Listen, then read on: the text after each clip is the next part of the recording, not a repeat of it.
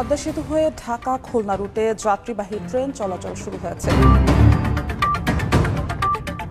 ৫৫৩ যাত্রীকে নিয়ে সকাল ৬টায় খুলনা থেকে ঢাকার উদ্দেশ্যে ছেড়ে এসেছে জাহানাবাদ এক্সপ্রেস।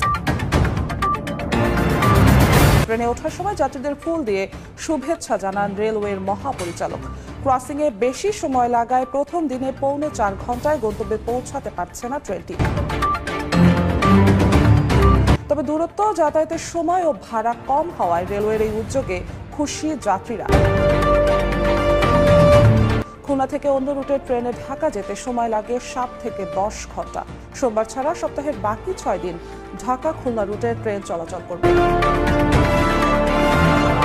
শোভন চেয়ার শ্রেণীর ভাড়া ভ্যাট ছাড়া 445 টাকা, স্নিগ্ধা শ্রেণীর ভাড়া 740 টাকা, এসি সিটের ভাড়া 885 টাকা ও এসি বার্থ শ্রেণীর ভাড়া 1330 টাকা।